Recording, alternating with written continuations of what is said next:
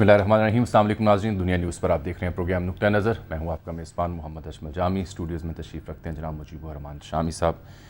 دیگر اہم معاملات پر نقطہ نظر پیش کرنے سے پہلے چونکہ نویں محرم الحرام کے جلوس پرامن طریقے سے آج پورے ملک میں برپا ہوئے، انتہائی مقدس اور احترام کے یہ دن ہیں ہم سب کے لیے، تمام مسلمانوں کے لیے پوری دنیا میں۔ تو ذکر خیر کے بعد آگے بڑھیں گے شامی صاحب۔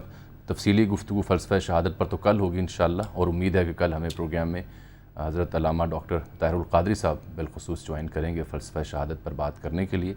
لیکن آج یہ ایک سکھ کا سانس تھا کہ جلوس بڑے پرامن طریقے سے ملک بھر میں رواں دواں رہے اور بڑی معمول کے مطابق اپنی اپنی منزل کی جانب گامزن رہے۔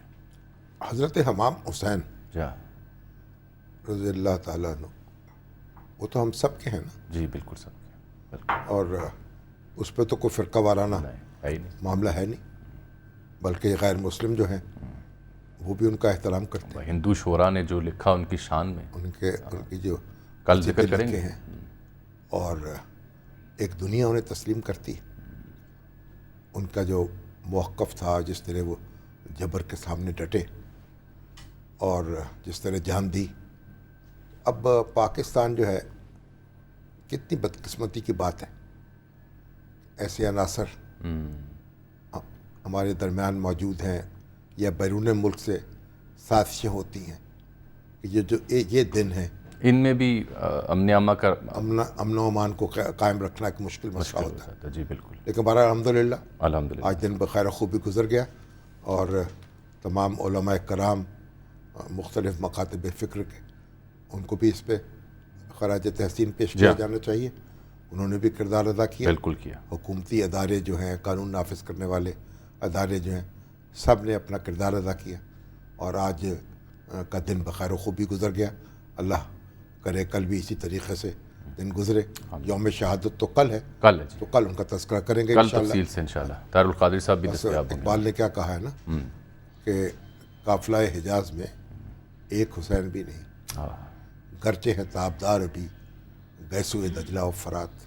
واہ کیا تو حسین کی ضرورت ہے جو سر ہتھیلی پہ رکھ لے اور کھڑا ہو جائے اور زندگی دے دے بالکل ٹھیک، قوم کو۔ بالکل ٹھیک۔ تو سر اس بیچ جہاں پہ ملکی سیاسی منظرنامہ جو ہے وہ انتہائی عجیب اور انتہائی افسردہ خبروں کے ساتھ بھرا پڑا ہوتا ہے، آئے روز کبھی سوشل میڈیا پہ ٹرولنگ ہے یا منفی پروپیگنڈا ہے، اور کبھی کردار کشی ہے، اور کبھی سینئر سیاسی رہنما سینئر صحافیوں کے ساتھ الجھتے ہمیں دکھائی دیتے ہیں۔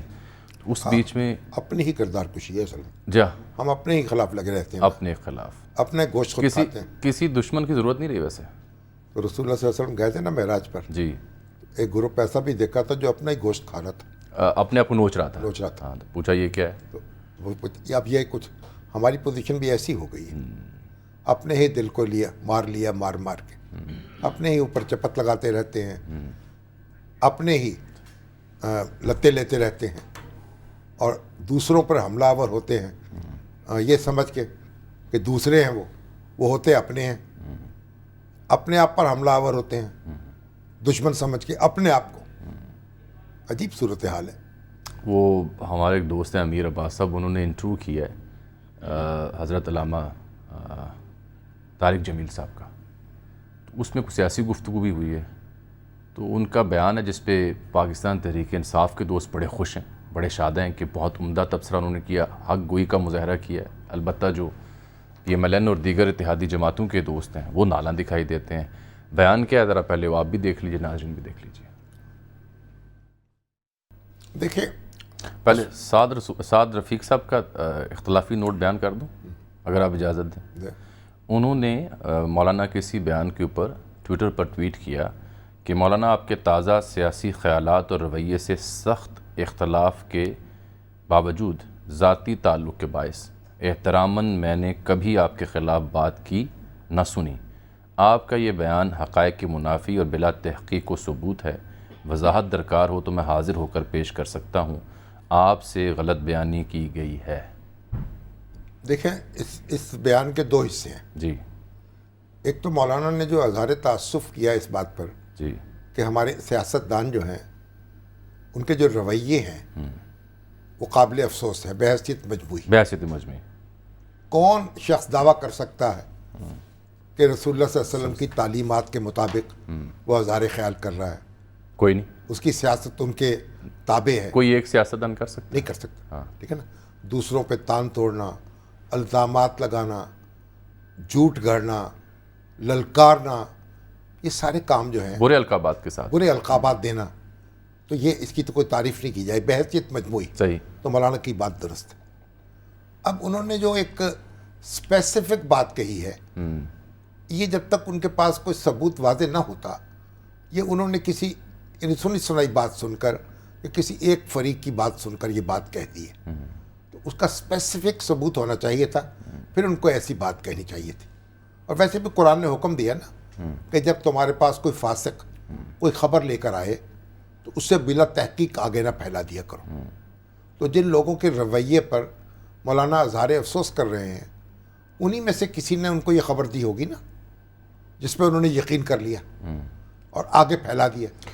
یہ ذرا جو نون لیگ اور اتحادی ذرا غیر محتاط بات کی ہے. نون لیگ اور اتحادی جماعتوں کے جو حامی ہیں، انہوں نے اسی بیان کے اوپر 2 حوالے اور بھی دیے کہ 2018 میں کیسے اراکین صوبائی اور قومی اسمبلی کن طریقوں سے کہاں لائے گئے، اور دوسرا جو چیئرمین سینٹ کا انتخاب ہوا وہ کیسے اور کن حالات میں ہوا، ان پر بھی روشنی فرمائیں ڈالیں.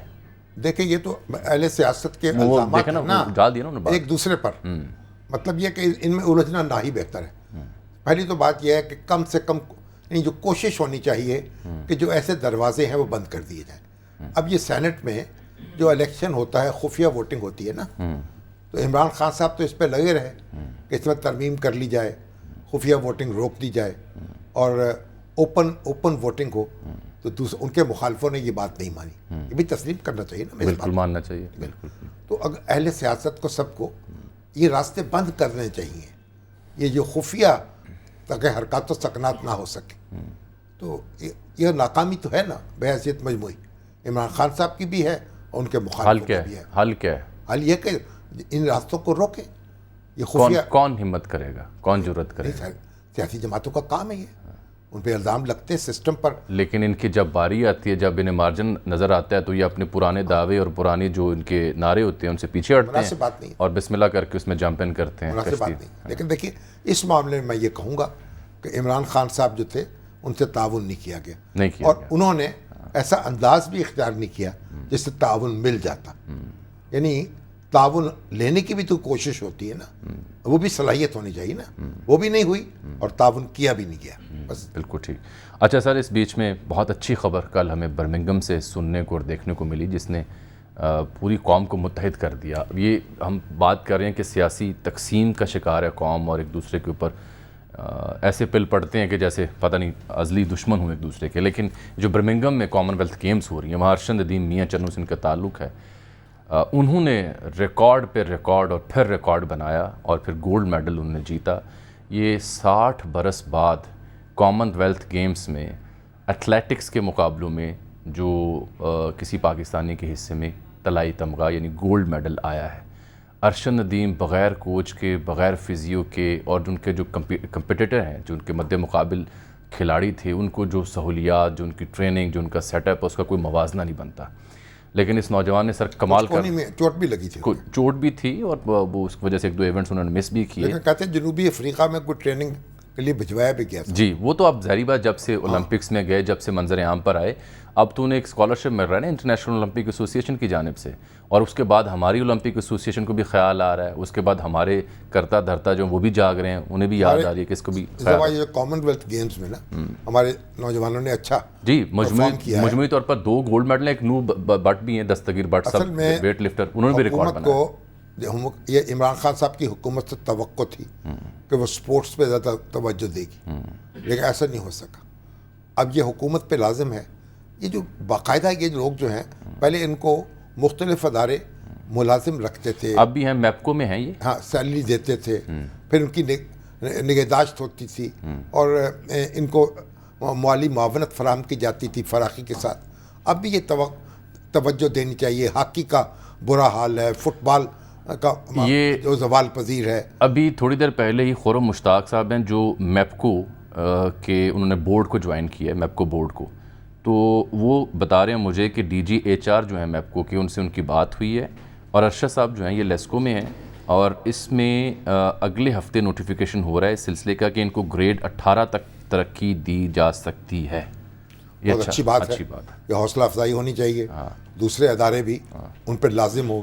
بینک پہلے یہ کام کرتے تھے.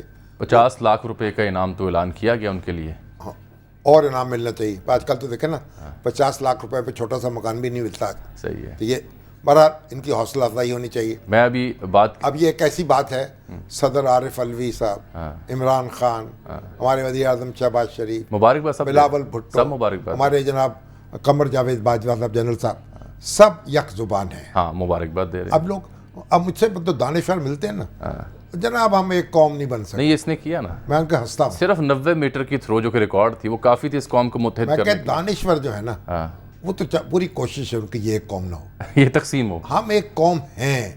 ہم اجتماعی طور پر ایکٹ اور ریئیکٹ کرتے ہیں.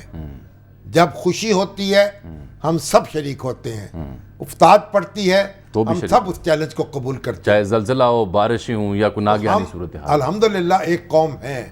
دانشوروں کی کوشش کے باوجود، سیاست دانوں کی کوشش کے باوجود ہمیں وہ اس طرح تقسیم نہیں کیا جا سکا اور پھاڑا نہیں جا سکا. دو سینئر صحافی ہمارے سپورٹس کے معاملات پر گہری نظر رکھتے ہیں، اور سر یہ جو ماڈرن مینز آف کمیونیکیشن ہے ڈیجیٹل میڈیا، اس نے بڑا اہم کردار ادا کیا ہے ان نوجوانوں کی پرسونیفیکیشن میں، ان کو منظر عام پر لانے میں، ان کی ٹریننگ، ان کی جستجو یا ان کے رزولو کو دکھانے میں. تو اس میں اہم کردار ان صحافیوں کا بھی ہے جو ایسے کھلاڑیوں کو نمایاں کر کے ان کی پروفائل لکھتے ہیں، ان کے بارے میں بتاتے ہیں. تو فیضان لکھانی صاحب سینئر سپورٹس جرنلسٹ ہیں، انہوں نے جوائن کیا. پھر مرزا اقبال بیگ صاحب بھی جوائن کریں گے. ہم ان دونوں سے تفصیل سے بات کرتے ہیں کیونکہ پاکستان کے لیے تو یہ 60 سال بعد تاریخ بدلی ہے. فیضان، ارشد صاحب نے، ارشد ندیم نے مجموعی طور پر کیا کیا ریکارڈ توڑے ہیں اس ایونٹ میں؟ اور اگلا سوال میرا آپ سے یہ ہوگا کہ یہ میاں چنو سے برمنگھم تک کا سفر کیسے طے ہوا؟ دیکھیں بڑی فیل قسم کی جرنی ہے. پہلے میں بتا دوں ریکارڈ کی جو آپ نے اجمل بات کی، کافی شاندار ان کی پرفارمنس رہی. پہلے ساؤتھ ایشین ایتھلیٹ ہو گئے جنہوں نے کسی بھی انٹرنیشنل ایونٹ میں 90 میٹر پلس تھرو کیو 90.18 میٹر کی انہوں نے تھرو کی تھی گولڈ میڈل جیتنے کے لیے. اور صرف دوسرے ہی ایک ایشین پلیئر ہے، پورے ایشیا سے صرف دوسرے پلیئر ہے جنہوں نے 90 میٹر کی تھرو کی ہو، یعنی second best through by any Asian athlete یہ ہو گئی ہے جو کل انہوں نے کیا. کامن ویلتھ گیمز کا ریکارڈ ہے. کامن ویلتھ گیمز میں اس سے پہلے 90 میٹر کی تھرو کسی ایتھلیٹ نے نہیں کی تھی. اس سے پہلے 88 میٹر کی تھرو تھی جو ساؤتھ افریقہ کے ایک ایتھلیٹ نے 1998 کے کامن ویلتھ گیمز میں کی تھی. اور کل جو سب سے بڑی جو اہم سگنیفیکینٹ بات تھی کل کی جیت میں ارشد ندیم کو، یہ تھی کہ جو گریناڈا کے ورلڈ چیمپئن تھے اینڈرسن پیٹر، وہ بھی مقابلے میں شامل تھے، لیکن ارشد ندیم کو وہ پیچھے نہ چھوڑ سکے. ایک موقع پہ 5ویں تھرو سے پہلے جب چوتھی تھرو دونوں کی ہو گئی تھی، ارشد 88 پہ تھی اور اس نے اپنی چوتھی تھرو جو کی اینڈرسن پیٹرز نے وہ 88.06 کے یا 64 کے لگ بھگ آ گئی تھی. اگلے ہی اٹیمپٹ میں 90 میٹر مار کے ارشد نے اسی کو پھر ایک بار پیچھے چھوڑی. تو بہت ہی شاندار کارکردگی. اور سب سے جو ایک اہم بات تو اس کی کل کی پرفارمنس رہی ہے ارشد ندیم کی. کوہلی تو انجرڈ تھی ہی تھی ارشد کی، ان کے گھٹنے بھی پرابلم تھا، لیکن انہوں نے گھٹنے میں اپنی انجری کو اپنی کارکردگی کے راستے میں آڑے نہیں آنے دیا، نہ ہی اپنے سائیکولوجی اپنی نفسیات پہ اپنے ذہن پر اس چیز کو حاوی ہونے دیا. تو یہ شو کرتا ہے کتنے مضبوط کریکٹر کے ارشد ندیم ایک پلیئر ہے. اور یہ جو 90 میٹر کی تھرو کا سفر ہے نا، تو آپ نے جب میاں چنو سے بات کی، میاں چنو سے برمنگھم، گریجولی 2016 میں اگر میں ٹھیک یاد کروں تو ساؤتھ ایشین گیمز 2016 میں گوہاٹی میں ہوئے تھے. اس میں پہلی بار لوگوں نے ارشد ندیم کا ذکر سنا جب انہوں نے برونز میڈل جیتا. پھر آہستہ آہستہ ارشد ندیم اپنی صلاحیتوں کو منواتے رہے. 2018 کے جکارتا کے جو ایشین گیمز تھے اس میں ارشد ندیم نے پاکستان کے لیے برونز میڈل جیتا تھا. اور اس کے بعد آہستہ آہستہ ارشد ندیم اپنی بہتر کرتے رہے، اپنی کارکردگی بہتر کرتے رہے. 4 سال پہلے ارشد ندیم کی تھرو 80 میٹر کی ہوتی تھی، اس میں گریجولی بہتر کی انہوں نے 80 میٹر سے 82 میٹر، 84 میٹر، 86 میٹر اور اب 88 میٹر اور 90 میٹر کی تھرو پر وہ آ گئے. تو یہ کافی لمبا سفر ہے. کہنے کو بڑا آسان لگتا ہے جو ایتھلیٹکس کو یوزلی فالو نہیں کرتے کہ یار 1 میٹر 2 میٹر آدھا میٹر کی تھرو سے کی ہی امپرومنٹ ہوئی ہے، لیکن 2 میٹر کی تھرو بہتر کرنے کے لیے فیضان میں آپ کو یہاں روکتا ہوں. یہ تو ان کی پروفائل ہوگی. سر شامی صاحب ایک بڑی دلچسپ نقطہ یہ بھی ہے کہ جو نیرج چوپڑا ہے जिन्होंने ओलंपिक्स में मेडल जीता था, गोल्ड मेडल, वो सोर्स ऑफ इंस्पिरेशन है अरशद नदीम के लिए, और उनका वो नेज़ा जेवलिन थ्रो उनकी इस्तेमाल भी वो करते रहे। तो नीरज चोपड़ा, यानी आप ये भी देखें कि खेल जहाँ हमें मुत्तहिद करते हैं, वहाँ दो कौमें जिनकी आपस में अज़ली दुश्मनी है, उनको कैसे जोड़ती है। यानी नीरज चोपड़ा साहब वहाँ से इन्हें मुबारकबाद के पैगामात भेज रहे हैं और उनके लिए बेस्ट विशेज़ कह रहे हैं, नेक ख्वाहिशात का इजहार कर रहे हैं। और दस्तगीर भट्ट जब जीते तो भारतीय रेसलर से जीते, नू दस्तगीर भट्ट, तो वो दोनों भी मिल बैठे और एक गाना पंजाबी का उस पर उनकी आपस में बन गई। तो फैज़ान ये भी बड़े ये जो हम लफ्ज़ बोला ना, अज़ली दुश्मन है। अच्छा, हम कोई अज़ली दुश्मन नहीं, सही, हम सियासी दुश्मन हैं। सियासी, देखिए हम सदियों इकट्ठे रहे और एक दूसरे के दुख दर्द में शरीक होते रहे। बिल्कुल ठीक। फिर दो अलग मुल्क बन गए, तो वो लड़ने के लिए नहीं बनाए गए थे। कायदे आज़म ने कहा था ये अमेरिका कनाडा ताल्लुकात होंगे, और ये लड़ाइयाँ तो हमने खुद शुरू की हैं। हमसाए जो हैं माँ जाए, हमसाए माँ जाए होते हैं, बिल्कुल ठीक। इसलिए असली दुश्मन ना कहें। चले, अच्छा फैज़ान, ये नीरज चोपड़ा और भारतीय खिलाड़ियों के साथ जो संगत बनी इन दोनों की, उस पर भी रोशनी डालें ना ज़रा।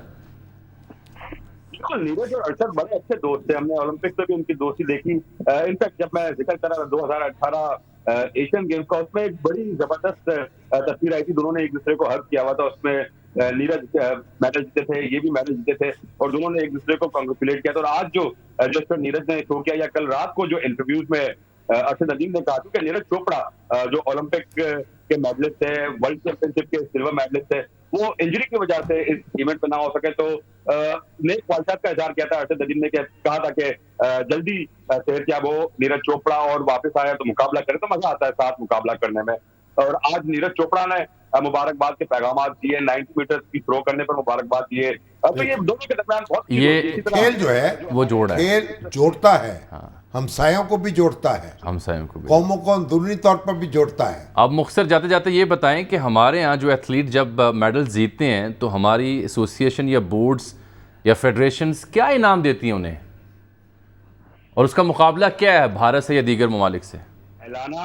ऐलानात तो हर कोई कर देता है कि हमने 50 लाख का ऐलान कर दिया, लेकिन ये ऐलानात जो करते हैं क्रेडिट लेने के लिए, बुनियादी तौर पर ये पाकिस्तान स्पोर्ट्स पॉलिसी है जो साबिक सदर परवेज मुशर्रफ के दौर में इंट्रोड्यूस हुई थी। इसके तहत तमाम प्लेयर्स को, तमाम एथलीट को इनामी रकम मिलती है। अगर ओलंपिक या वर्ल्ड चैंपियनशिप को जीतता है गोल्ड मेडल, तो उसमें 1 करोड़ रुपए इनामी रकम है, और कॉमनवेल्थ गेम्स या एशियन गेम्स है, उसमें अगर कोई एथलीट जीतता है तो उसकी 50 लाख रुपए गोल्ड मेडल की इनामी रकम है, 30 लाख रुपए सिल्वर मेडल की है, और इसी तरह 10 लाख रुपए ब्रॉन्ज मेडल की है। इसी तरह थोड़ी से नीचे आ जाती है प्राइस कैटेगरी अगर साउथ एशियन गेम्स या बहुत शुक्रिया आपका। अब इसी मौजू पे मिर्जा इकबाल बेग साहब से बात करनी है। देखें ना, आप ये देखें, हमारी एक कमाल सलाहियत है बहसियत को, वो क्या?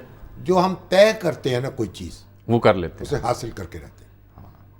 हमने क्रिकेट में वर्ल्ड कप जीता, हॉकी में राज किया, हमने एटम बम बना के दिखाया, हमने दुनिया की बेहतरीन फौज बनाई जो ट्रिलियंस ऑफ डॉलर लगाने के बावजूद 20 साल में कोई अफगानिस्तान में अमेरिका नहीं बना सकी ना। 20 साल हमारी जो ब्यूरोक्रेसी है, हमारा सिविल स्ट्रक्चर जो है, ये हमने खड़ा किया अल्लाह के फजल करम से। हमारी जुडिशरी, हमारी रियासत का जो स्ट्रक्चर है ना, पूरे आलम इस्लाम में मुमताज़ है, कोई दूसरा उसका सानी नहीं। बल्कि हमसाया इस्लामी मुल्क जो आसपास पाए जाते हैं, उनके कई रश करते हैं, उनके सफ़ीरों से जब कभी मुलाकात हो तो वो ऐसा मीडिया और ऐसा निज़ाम अदल, ऐसी फौज, निज़ाम अदल भी, ऐसी अदालतें, हाँ जी, जो किसी के परका किसी को अहमियत नहीं देती, छक्के छूटते हैं वजीर आजमों के और हिज़्ब इख्तलाफ के लीडरों के।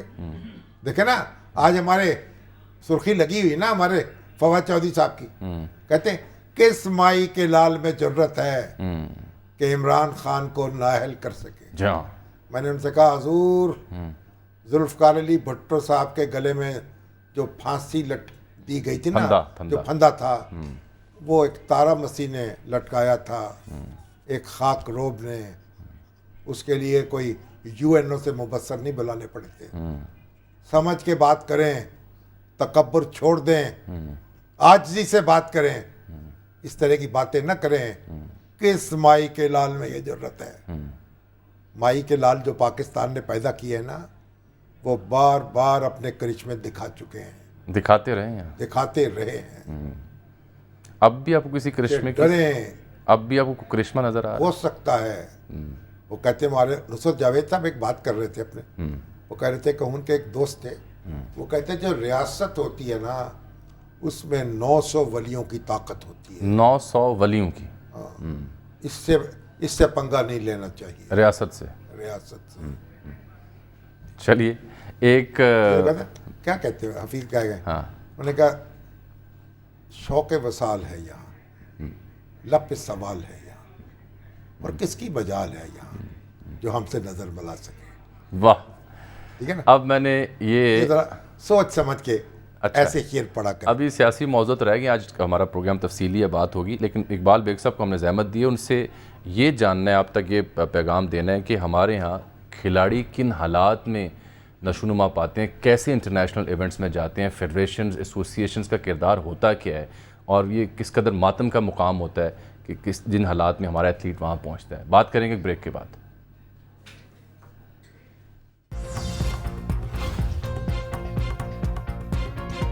मियां चन्नू के अरशद नदीम की बर्मिंघम में रिकॉर्ड तोड़ परफॉर्मेंस, क्या क्या रिकॉर्ड तोड़े उसकी डिटेल आपसे डिस्कस की, किन हालात में खेले वो आपको मालूम हुआ, मुकम्मल फिट नहीं थे, फिजियो दस्तयाब नहीं था, कोच तक का नाम मुझे तो मालूम नहीं है, और जो बैनुल अक़वामी एथलीट्स हैं उनके लिए क्या सहूलियात होती हैं, कैसे उन्हें ग्रूम किया जाता है। महीना 2 माह पहले ऐसे इवेंट से पहले एथलीट्स उन ममालिक में जाते हैं ताकि अपने आप को मौसम के मुताबिक करें, ख़ुराक उनकी उसके मुताबिक मौजू हो, और अपने आप को उसके मुताबिक करके फिर वो इवेंट्स में हिस्सा लेते हैं। लेकिन हमारे खिलाड़ी हफ्ता 4 दिन पहले जाते हैं और फिर वहाँ खेलते हैं। तो अब मियां चन्नू में तो बड़ा जश्न था जी उनकी घर में। एक ज़माने में तो जो रियासतें होती थी ना बर्रे सग़ीर में 550 से ज़्यादा रियासतें थी, देसी रियासतें, जिसमें नवाब होते थे, राजे थे, महाराजे थे। वो सबसे बड़े सरपरस्त थे ऐसे पहलवानों के, हाँ, खिलाड़ियों के, कलाकारों के, कलाकारों के, मौसीकारों के, शायरों के, फनकारों के, और परवरिश पाते थे ये पहलवान उनके साए में, खिलाड़ी उनके साए में। और फिर उसके बाद जब हमारी रियासत बन गई तो फिर उसने जिम्मेदारी ले ली। अब तो मेरा ख्याल है बेचारे वहाँ पहलवान जो हैं वो तो घोट घोट के सरदाइयाँ बेहाल हो जाते हैं गुजरांवाले में। फन्ने पहलवानी तो ऐसा मौजूद था जिसपे फीचर्स, आर्टिकल, डॉक्यूमेंट्रीज बनाई गई। अब तो फन्ने पहलवानी को अगर आप ढूंढने निकले अंदरौन शहर लाहौर में या गुजरांवाला में, सरपरस्ती इन नहीं 2 रहे जगहों ना, पे थोड़ा बहुत रह गया है घाड़े, बाकी खत्म हो चुके हैं, उनके सर पे साया नहीं रहा। जी ऐसा ही है। तो मिर्जा तो इकबाल, हमारे यानी रुस्तम दमा गामा पहलवान, अब उनकी निशानी जो है वो बिलाल यासीन रह गए, वो एमपीए बने हुए हैं, वो सियासत के पहलवान हैं। हाँ, एक दिन के लिए वजीर भी हो चुके, एक दिन के लिए। अच्छा, मिर्ज़ा इकबाल बेग साहब से हमने रब्ता किया। मिर्ज़ा साहब बहुत शुक्रिया आपके कीमती वक्त का, इंतहाई मोतबर नाम है स्पोर्ट्स की दुनिया का, पाकिस्तान में तमाम तर खेलों पर गहरी नज़र, तमाम तर आदाद व शुमार के साथ रखते हैं, और दुनिया भर की जो स्पोर्ट्स हैं उनका भी सैर हासिल तज्जिया करते हैं। मिर्ज़ा साहब, ये शामी साहब जो बयान कर रहे थे कि एक ज़माने में कैसे राजे महाराजे और रियासतें ऐसे खिलाड़ियों को, फ़नकारों को उनकी परवरिश किया करते थे, फिर हमारी रियासत ने कैसे परवरिश की, और हमारे खिलाड़ी किन हालात में इंटरनेशनल इवेंट्स में खेलने जाते हैं। बहुत बहुत शुक्रिया जामी, आपका भी, और आपको भी अस्सलाम वालेकुम, और शामी साहब को भी अस्सलाम वालेकुम। मैं उस पर तो आऊँगा, लेकिन ज़रा सी आपको इसमें अरशद नदीम के हवाले से बताते चलूँ कि मियां चुन्नू से इनका ताल्लुक 5 भाइयों में ये तीसरे नंबर पर। ये इनके जो घराना है वो जिम्मेदारी में ज्यादा दिलचस्पी रखता है। 6 फीट 2 इंच इनका कद, और जब ये स्कूल में थे 6ठी क्लास में तो अरशद नदीम जो थे वो क्रिकेट खेला करते थे टेप बॉल से। तो फिर इनको एक कोच, स्कूल के कोच ने इनको कहा कि तुमको इतनी तुम्हारी हाइट है, तुम्हारी रनिंग बड़ी अच्छी है, तुम एथलीट बन जाओ। तो इन्होंने एथलीट बनने का फैसला किया। शुरू में ये रनिंग वगैरह करते थे, लेकिन इनके वालिद मोहम्मद अशरफ ने इनको मशवरा दिया कि तुम जेवलिन थ्रो फेंको, क्योंकि तुम्हारी हाइट जबरदस्त है, तुम्हारी जान बड़ी जबरदस्त है। 25 साल के अरशद नदीम, और फिर मियां चन्नू, गुलाम हैदर वाई मरहूम का इलाका जो साबिक वजीर आला पंजाब थे, और फिर उसके बाद मियां चन्नू का नाम इन्होंने जो कल रोशन किया उस पर सारी कौम जो है वो बड़ा फख्र कर रही है। ये तो थोड़ी सी थी स्टोरी अरशद नदीम की। अब जो आपने बात की राजा महाराजा सपोर्ट करते थे, यहाँ पर रियासत बजाय इसके कि खिलाड़ियों को सपोर्ट करे, यहाँ ऑर्गेनाइजर्स जो हेल्म ऑफ अफेयर्स पर है वो खुद अपने आप को सपोर्ट करते। وہ خود جوائے ٹرپ پر چلے جاتے ہیں. آپ اندازہ لگائیں جامی صاحب کہ 102 افراد کا جو دستہ تھا پاکستان کا, اس میں 43 آفیشلز تھے. آپ اندازہ لگائیں اگر ان کی تعداد کو کم کر کے ہم ایتھلیٹس کو بھیج دیتے, یہ بیچارہ اس کی کوہنی میں تکلیف تھی, کوئی کوچ نہیں تھا. اب وہ کہتے ہیں نا کہ جب شکست ہوتی ہے تو ہر کوئی اس کے خلاف ہو جاتا ہے, اور جب جیت ہوتی ہے تو اس کے بہت سارے باپ پیدا ہو جاتے ہیں, اور شکست جو ہوتی ہے وہ یتیم ہوتی ہے. لیکن جب وہ کل جیتا تو ہر طرف سے واہ واہ کے ٹوکرے جو ہے اس پر ڈال ڈالے گئے. یہ بڑا اہم نقطہ آپ نے اٹھایا شامی صاحب کہ 102 افراد پر مشتمل ہمارا کنٹینجنٹ تھا, دستہ تھا جو کامن ویلتھ میں گیا. مرزا صاحب فرما رہے ہیں کہ اس میں 43 آفیشلز تھے, 43 آفیشلز تھے. کیا یہ ماہر کوچ تھے, ماہر فزیو تھے, ماہر کوئی ٹیکنیشین تھے, ڈیٹا انالیسس تھے, کیا تھے یہ لوگ 43 جو ہیں سر؟ جی مجھ سے پوچھ رہے ہیں؟ جی اقبال صاحب آپ سے پوچھیں گے اور کس سے پوچھیں گے؟ اچھا نہیں میں سمجھ رہا تھا. اس میں یہ ہے نا جامی صاحب اور شامی صاحب, اس میں کچھ تو جوائے ٹرپ پر پاکستان اولمپک ایسوسی ایشن کے لوگ تھے, کچھ پاکستان اسپورٹس بورڈ کے لوگ تھے.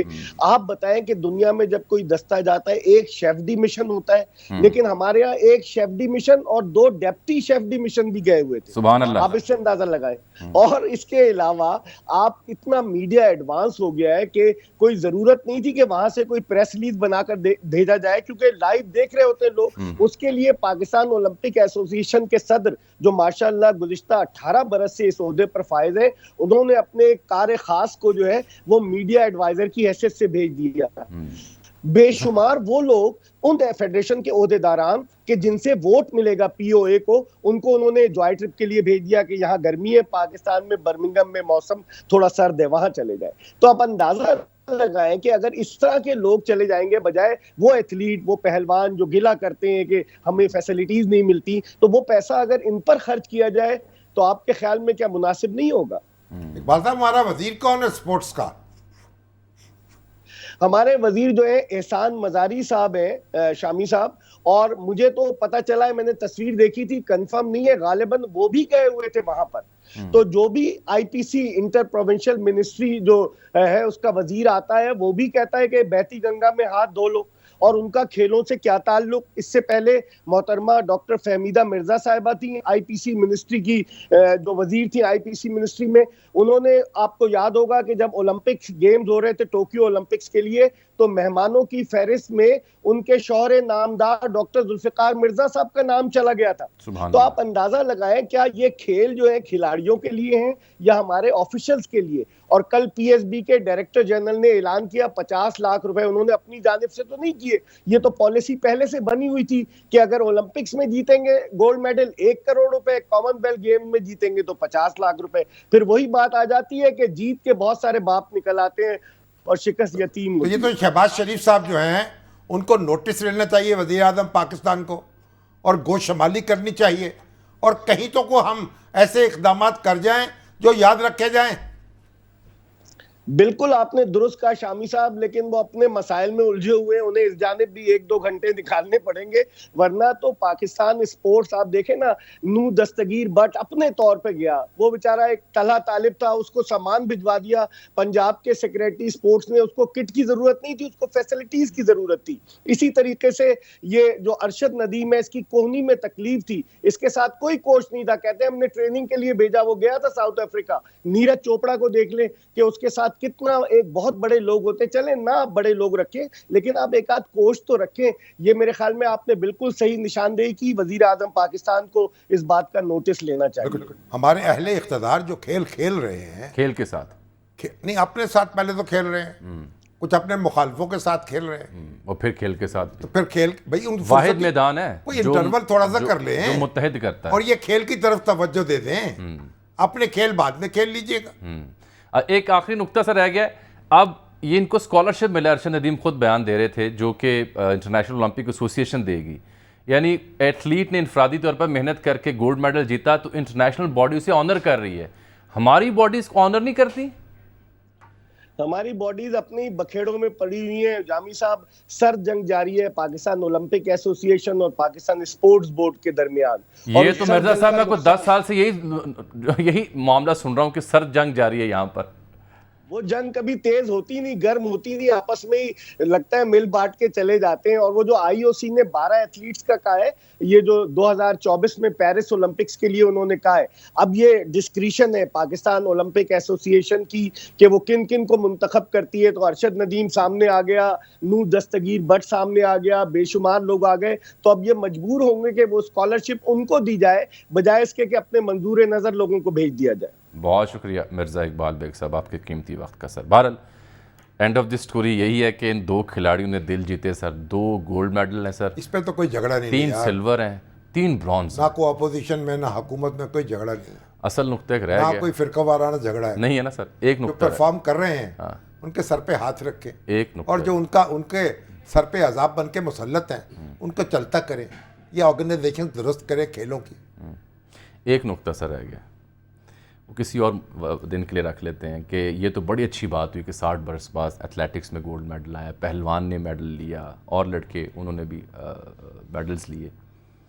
अलमिया ये है कि जिस खेल की बुनियाद पर पूरी दुनिया में कई दिहाइयों पर हमने राज किया, हॉकी कौमी खेल, उसकी सूरत हाल नाकाबिले बयान है। हम सेमीफाइनल के लिए क्वालिफाई नहीं कर पाए। और फुटबॉल देखे क्या हाल। वो तो खैर हमारी कभी वो नहीं रही स्ट्रेंथ, लेकिन हॉकी इस कदर उसके साथ खिलवाड़ हो चुका है कि अब हम अहम जो इवेंट्स उनमें क्वालिफाई नहीं कर पाए। शर्म आनी चाहिए हमें। जी, और हॉकी का मालूम ही नहीं है आफ्टर टॉप चुल्लू जो भर जानते हैं। पानी जो है नहीं सर, वो नहीं हो सकता, सारे लोगों को दे दिया जाए, ऐसा नहीं हो सकता। एक एक चुल्लू। बहरहाल सर ये चुल्लू की आपने बात की तो हम तो ऐसी वाक़यात में मुलविस हो जाते हैं। अब हेलीकॉप्टर हादसा केस जो आप देखिए, शोहदा, पूरी कौम उस पर खून के आंसू रो रही थी, लेकिन उस हंगाम जो मनफी प्रोपेगेंडा किया गया सोशल मीडिया पर, पीटीआई ये मानती है जी ये नून लीग ने करवाया है, नून लीग इत्तेहादी गवर्नमेंट कहते हैं ये पीटीआई ने करवाया। अब उस पर तहकीकाती टीम तश्कील दे दी गई, सराख लगाया जाए, चुन चुन कर निशानदेही की जाए, कड़ी सजाएं दी जाएं।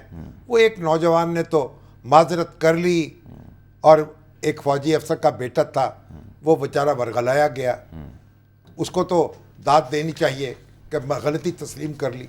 ये बाकी लोग जो हैं इनको, ये नकाब पोश, इनको ढूंढें। हमारी एजेंसियां क्या काम कर रही हैं? अब कमेटी बनाई है नहीं आ गई है ना सर। अब ये आपको पता है वो JIT एक बनी थी जिसमें ISI के अफसरान भी शामिल थे। अब ये दूसरी ऐसी कमेटी बनी है जिसमें ISI के एक अफसर शामिल हैं, IB के एक अफसर शामिल हैं, और 6 रुकनी ये कमेटी है जिसको हेड करेंगे FIA के मिस्टर मोहम्मद जाफ़र साहब। किस काम के लिए बनी कमेटी? ये इसी को इंक्वायर करेगी कि ये जो मनफी प्रोपेगेंडा सोशल मीडिया पर चला है, वो कौन जिम्मेदार है? और वो कौन लोग थे जिन्होंने ये प्रोपेगेंडा किया, उन्हें किसकी पुष्पनाही थी, और उनको कहा जा रहा है कि वो सामने लेके आएंगे कि ये वो लोग हैं। क्योंकि सर मुझे आप ये बताइए कि पाकिस्तान की 75 साल तारीख़ में कभी ऐसे बड़े सान्हे पर कुछ सियासत या कोई ऐसी बयानबाजी हुई थी जो इस हंगाम हुई है? कौम में अब भी नहीं है भाई। कौम जो है ना, यहाँ तो हैसियत मजमुई, यहाँ ये तो चंद लोग हैं यहाँ जो तो फसाद बर्पा करते हैं, मुस्लिम फसाद आप पैदा ये करते हैं। देखिए अफगानिस्तान की सरकार उस हद तक वावेला नहीं कर रही थी उस ड्रोन के ऊपर जिस हद तक हमारी मोहतरमा शेरी मज़ारी साहबा से लेके फवाद साहब हूँ या PTI के दीगर दोस्त हूँ जो वो नुक्ते उठा रहे और थे। किर्गिस्तान से जो चला है, उड़ा है। अब आप क्या है कि नहीं, आपके होते हुए दुश्मन की क्या ज़रूरत है? इन लोग को शर्म आनी चाहिए। फिर माफ़ियाँ मांगते हैं, फिर हमारे चीफ जस्टिस जो है इस्लामाबाद हाई कोर्ट के, वो इनको माफ़ियाँ दिलवा देते हैं, बदतमीजी करते हैं, अल्फाज बोलते हैं गलत, फिर माफ़ियाँ मांगते हैं। लेकिन सर ये प्रेसिडेंट बनना चाहिए अब, क्योंकि अगर कोई हो, बड़ा हो छोटा हो, अगर सर ये मुल्क की सलामती से जुड़ा कोई मौजू है, उस तक जैसा कि कानून का हाथ पहुंचे, ये सर मुल्क की सलामती से जुड़ा मौजू, मुझे तो ये कहने दीजिए, क्योंकि कोई शहीद रायत नहीं हुए होनी हैं, चाहिए इसमें। एक कोई माफी नहीं सर्विंग है। कोर कमांडर शहीद हुए हैं और 6 दीगर अफराद उनके साथ उन्होंने जाम शहादत नोश किया। एक कौमी सान्या है और उसके ऊपर जो सोशल मीडिया कैंपेनिंग हुई, प्रोपेगेशन हुई, उसकी अब खोज लगाना चाहिए, चाहे कौन को मत, ये लोगों मालूम मैं होना हैरान चाहिए ये हूं। कौन लोग हैं। और ये मुश्किल काम नहीं है सर, अगर ये और किया देखें, जाना चाहिए। ये अकल से अकल इनकी मारी गई है। वो अमेरिकन सफीर वहां पहुंचे हैं, वो गाड़ियों की चाबियां दे रहे हैं खैबर पख्तूनख्वा की महमूद खान हुकूमत साहब को। जी बिल्कुल। और शीरी मदारी जो है यहाँ वावेला कर रही हैं, वो वफाकी हुकूमत को कोस रही है कि कैसे चले गए वहाँ।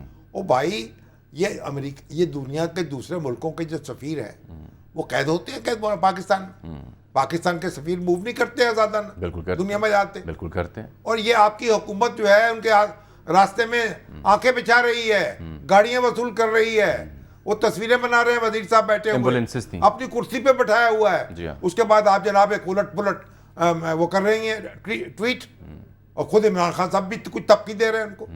इनको क्या, इनको अपने दुश्मन आप हैं। ये वाजे करें ना, ये आज़ादी इजहार राय पर कदगन नहीं है। हद हो गई यार, नहीं, इसको जो लोग आज़ादी इजहार राय की ताबीर देते हैं, ये आज़ादी ये आज़ादी इजहार राय है। यानी जो मर्जी चाहे बोले, जिस जानवर की चाहे आवाज बोले आप, ये आज़ादी इजहार है इंसान को। हद हो गई यार। ठीक कह रहे हैं सर। बहरहाल सर, एक और बड़ा अहम मौजू रह गया आज। ये तो खैर अब ये तहकीकाती टीम लेके आती है उन किरदारों को सामने, क्योंकि अब मुख्तलिफ जो एंगल्स हैं, मुख्तलिफ मीडिया आउटलेट्स पर या मुख्तलिफ जो लोग ट्विटर कोई रायत नहीं करनी चाहिए। अब तह तक पहुंचे। नई किस सुना दूं आपको क्या हो रहा है। नई किस ये कुछ दानिश्वर, कुछ माहिरीन ये कह रहे हैं कि जी नहीं, ये नून लीग ने ऐसे ट्विटर हैंडल्स खड़े थे जिनका ताल्लुक तो नून लीग से था, लिबादा उन्होंने पीटीआई का ओढ़ा और पीटीआई को बदनाम किया है। नून लीग कहती है नहीं साहब, ये वो लोग हैं जो पीटीआई के ट्रोल्स हैं, पीटीआई की सोशल मीडिया टीम्स के मेंबर्स हैं, और उन्होंने ये प्रोपेगेंडा किया है। तो अब अगली जंग ये है, कोई भी हो आप उन तक पहुंचे, उनको पकड़े, वो नून के हो, मीम के हो, अलिफ के हो, बे के हो, जीन के हो, या शीन के हों, शीन के हो, ठीक, सीन के हो, बिल्कुल ठीक। वो क्या है रशीद शेख साहब, वो शेख रशीद साहब, शेन शेख के लगाया आपने। हाँ, शेख रशीद साहब। मुल्की सियासत में सर जो मौरूसी सियासत है वो एक बार फिर ज़ेर बहस आ रही है। वजह N157 मुल्तान का मार्का है ज़िमनी इंतखाब का, जहाँ मूसा गिलानी साहब, जो यूसुफ रज़ा गिलानी साहब साबिक़ वज़ीर-ए-आज़म उनके साहबजादे हैं, वो लड़ रहे हैं, और उनके मुकाबले में मैदान में उतारा गया है मोहतरमा जो मेहरबानो कुरैशी साहिबा हैं, शाह महमूद कुरैशी साहब, मखदूम शाह महमूद कुरैशी साहब जो हैं, उनकी ये दुख्तर है, उनकी बेटी हैं मेहरबानो कुरैशी साहिबा। कभी एक ज़माने में सोच सकते थे आप कि सज्जादा नशीन जो हैं औलिया अल्लाह के मज़ारों के, उनकी बेटियां इस तरह इलेक्शन में खड़ी होंगी? नहीं होती थी, सफ़र नहीं क्या कर सकते थे आप। लेकिन अल्हम्दुलिल्लाह अब वो भी मैदान में है। मुस्बत तब्दीली है ये। तो फिर देखिए बात यह है कि वो मुस्बत तब्दीली है, ज़ाहिर है कि दूसरों को अगर हक़ हासिल है उनको भी हक़ हासिल है, लेकिन वो तो बड़े तकल्लुफ़ में रहती थी। हमारी जो ये पीरों की औलादें हैं और हमारे जो सज्जादा नशीनों की औलादें हैं, तो शाह महमूद कुरैशी साहब जो हैं बाकायदा सिक्काबंद पीर हैं। देखिए मखदूम है, और घोट की तक गद्दी है, करोड़ों रुपए जनाब वो सर उनको वसूल होते हैं उसके मौके पर। घोट की तक गद्दी है। आप जाके देखें ना, जब उनको मरीज उनको मिलते हैं किस तरह नजराने पेश करते हैं। बिल्कुल, कदम बोसी भी करते हैं, कदम बोसी करते हैं, एहतराम में। बोसा तो हम उनका भी ले सकते हैं, दे सकते हैं बल्कि। बिल्कुल। अच्छा सर, मैं अर्ज़ करने लगा हूँ कि अब यानी शाह महमूद कुरैशी साहब खुद भी, फिर उनके साहबजादे जो जैन कुरैशी साहब, ये सीट वो है जो उन्होंने खुद खाली की थी ना, जैन ने, हाँ उनके जैन ने खाली की थी। अब वो सूबाई असम्बली से लड़े, अब उनकी सीट पर उनकी मेहरबानो आ गई, उनकी हमशीरा जो है, उनकी हमशीरा। हाँ, अब ये दिलचस्प बात यह है कि ये दोनों जो उम्मीदवार हैं, दोनों बड़े सियासी और रूहानी खानवादों से हैं, और दोनों एक ही खानवादे से हैं। अच्छा, नहीं, इनके मुखालिफ जो है वो गिलानी है ना। तो अब दोनों के यहाँ मौरूसियत नहीं है क्या? आपको जब बात बताऊं, क्या ये गिलानी खानदान और कुरैशी खानदान, इन पे बरसों से ये हरीफ है एक दूसरे के। जा अब मसला ये कि जो गिलानी खानदान है ना, वो तहरीक पाकिस्तान में शामिल रहा है, और जो ये कुरैशी खानदान है ये यूनियनिस्ट पार्टी से जुड़ा हुआ था। तो ये इब्तदाई तौर पर, हाँ, जब पाकिस्तान बना है उस वक्त, लेकिन मुल्तान की सियासत इनके दरमियान घूमती रही है।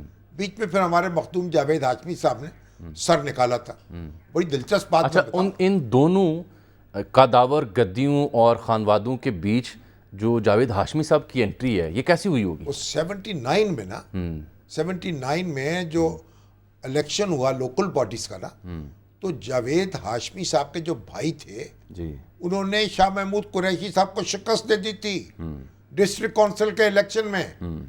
ये भी सानिया हुआ है। वाह। और जावेद हाशमी साहब कहते थे, तालिब इल्म लीडर थे बहुत बड़े, अब कहते थे बस मैंने वजीर बनना है, मुझे वजीर बनवाओ, वजीर बनवाओ। अच्छा, हाँ जी। हमने कहा क्या जरूरत है, अब क्यों बनना चाहते हैं वजीर? 85 में बने थे वो, बने हैं नहीं 78 में बने। अच्छा। انہوں نے کہا میں وزیر بننا چاہتا ہوں.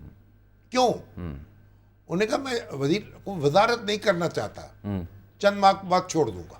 کیا پھر نام کے ساتھ سابق وزیر؟ سابق وزیر کرنا چاہتا. یہ شوق تھا. ہاں. وہ کیوں؟ پورا ہوا. کیوں؟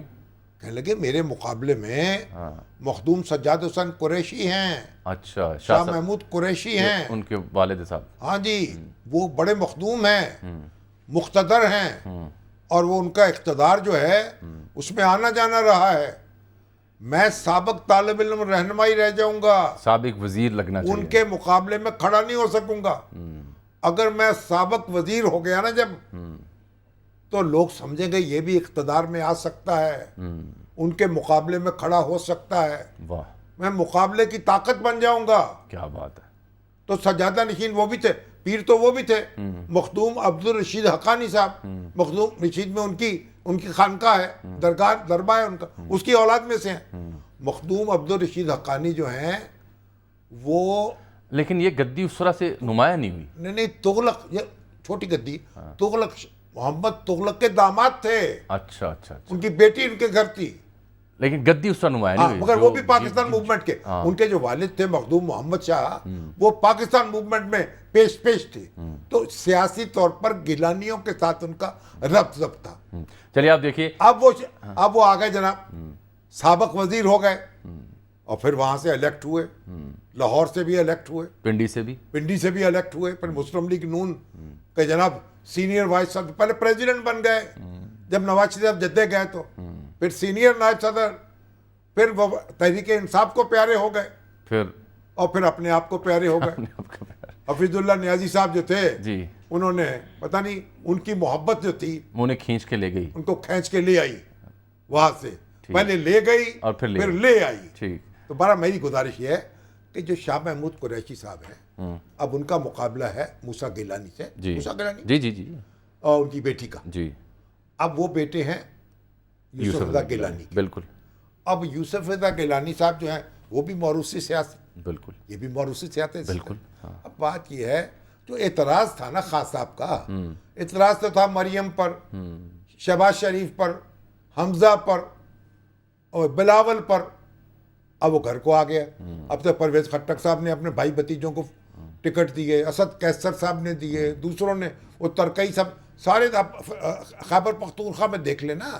اب یہاں شاہ محمود قریشی صاحب کے خلاف وہ پی ٹی آئی کے جلوس لوگ نکلے ہیں وہاں پہ ملتان میں, 157 میں. مگر شاہ صاحب یہ کہتے ہیں کہ مہربانوں سے اچھا امیدوار وہاں نہیں ہے. وہ کہتے ہیں اگر ہوتا, میں آپ کو دکھاتا ہوں, دیکھیے پارٹی اصل بات کیا ہے, المیہ کیا ہے, کیا پارٹیاں تو ہیں نہیں نیچے, اگر فیصلے کریں وہ تنظیم اس حد تک بالکل ٹھیک ہونی چاہیے مضبوط, تاکہ وہ فیصلے کریں. اب دیکھیے اگر وہ فیصلے کریں, اگر دیکھیے اگر کوئی بھائی یا بھتیجا کسی کا یا بیٹی اچھی امیدوار ہے تو اس کو حق حاصل ہے, اس کو کھڑا کر دے پارٹی. اب دیکھیے یہ کوئی ایسی اصل میں تانے کی بات نہیں ہے, بن گئی ہے نا, خان صاحب نے خود بنایا ہوتا اس کو, تانا بن گیا, خود آ گئے ہیں. بالکل ٹھیک ہے, اپنے دام میں سیاد خود آیا ہوا ہے. آجا دلچسپ بات یہ بھی, جو پنجاب کی نئی کابینہ نا, اس میں 2-4 نام تو ایسے ہیں جو بڑے قابل تعریف ہیں, ان کو انڈکٹ کیا گیا, جیسے کہ شیخ اوپرا سے جو وزیر قانون اور پارلیمانی امور آئے ہیں, خرم شہزاد برگ جو 140 سے جیتے ہیں, پی پی 140 سے,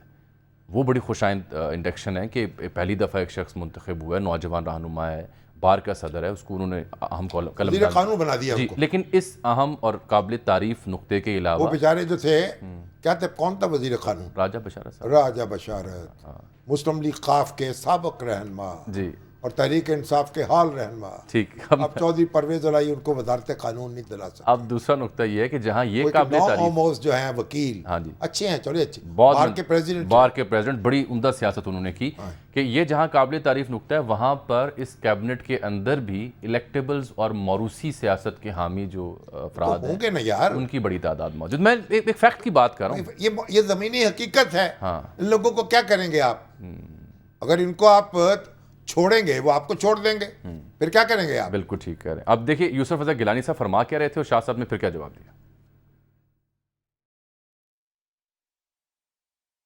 اس سیٹوں پہ انتخاب پاسبل ہے جو خود پہلے مستعفی ہو چکے ہیں, اور شاہ محمود صاحب خود مستعفی ہو چکے ہیں, اور اسمبلی میں وہ نہیں جاتے. تو اگر اپنی صاحبزادی کو وہ انتخاب میں اتار رہے ہیں تو کیا وہ اسمبلی کا حلف لیں گی؟ کیا وہ جا کر اسمبلی میں بیٹھیں گی؟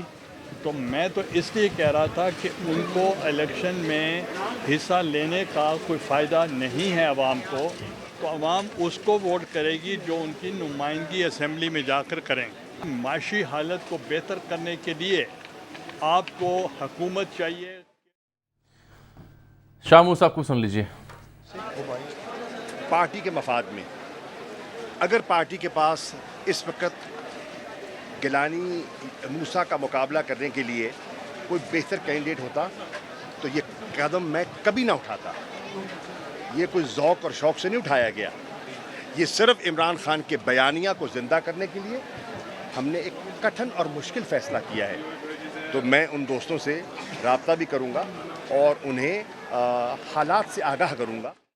بہرحال یہ تو آپ نے دو قداور شخصیات کے سیاسی بیانات دیکھ لیے۔ ایک اور اہم پیش رفت یہ تھی سر، ایف آئی اے کا ذکر چونکہ ہو رہا تھا، نہیں مگر یہ دونوں اب اس عوام میں تو ایک جیسے ہیں نا، ایک جیسے ہیں۔ ان کا بیٹا ہے، ان کی بیٹی ہے، بسم اللہ، تو اللہ اللہ خیر صلی اللہ۔ بالکل ٹھیک۔ اچھا سر، یہ جو ہم آدمی ہیں تمہارے جیسے، جو تم کرو گے سو ہم کریں گے۔ ایف آئی اے کا ذکر ہو رہا تھا، ایف آئی اے کی ایک اور کمیٹی بھی تو بنی ہے نا جی، جو وہ جے آئی ٹی بنی ہے فورن فنڈنگ کی، فورن فنڈنگ کی تحقیقات کے لیے، جو اکاؤنٹ جگہ جگہ کھلے ہوئے تھے یہ ان کے لیڈرز کے، پی ٹی آئی کے، ان کا سراغ لگانا ہے، دیکھنا ہے ان میں کتنی رقوم آئی تھیں، کہاں گئی ہیں، اور پھر یہ بھی ہے کہتے ہیں بے شمار اکاؤنٹ ایسے کھلے جو بند کر دیے گئے، پیسے آئے اکاؤنٹ کھولے پھر بند کر دیے گئے، پی ٹی آئی مسترد کرتی ہے، ان کا بھی سراغ لگانا ہے۔ اب یہ سراغ لگانا ہے، جے آئی ٹی بنی ہے، اس میں آئی ایس آئی کا بندہ بھی شامل ہے۔ اگر یہ نہ ہوتا تو بہتر ہوتا، بہتر ہوتا۔ یہ خاص نواز شریف صاحب کے خلاف جو جے آئی ٹی بنی تھی اس میں بھی آئی ایس آئی کا آدمی شامل تھا۔ آئی ایس آئی کے لوگ جو ہے نا ان کو شامل نہیں کرنا چاہیے، افواج پاکستان کے لوگوں کو ان کمیٹیوں سے دور رہنا چاہیے۔ بھائی اگر ہم دور ہیں سیاست سے، پھر ان کمیٹیوں میں کیوں آتے ہیں؟ دھر لیے جاتے ہیں، دھر کیوں لیے جاتے ہیں؟ بلائے جاتے ہیں۔ خاص نہیں، اس پہ خان صاحب کو یہ آواز بلند کرنی چاہیے، چلے ان کے حریفوں کو بھی کہنا چاہیے۔ مجھے خان صاحب یہ سے سیولین معاملہ ہے۔ خان صاحب نے ایک اور بڑا دلچسپ آج فیصلہ کیا ہے، انہوں نے فیلڈنگ چینج کر دی۔ انہوں نے پہلے 13 اور 14 اگست کی درمیانی رات کو اسلام آباد میں ایک جلسہ کرنا تھا جشن آزادی کے سلسلے میں، تو ٹی ایل پی کی کال گئی ہے، ٹی ایل پی نے کہا ہم بھی فیض آباد میں کر رہے ہیں 13 کو۔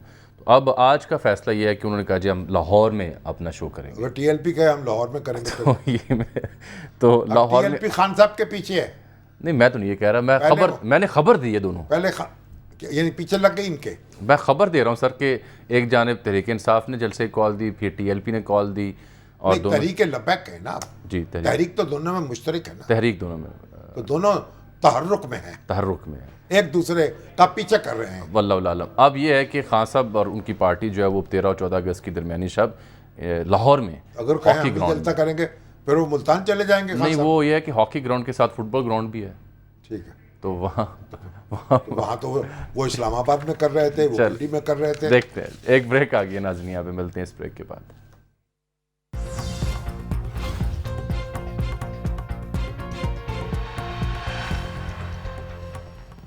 آج کے ساتھ ہی آج کے پروگرام کا وقت یہاں ختم ہوا، چاہتا ہے آپ سے ملاقات کل، تب تک لیے اجازت، اللہ حافظ۔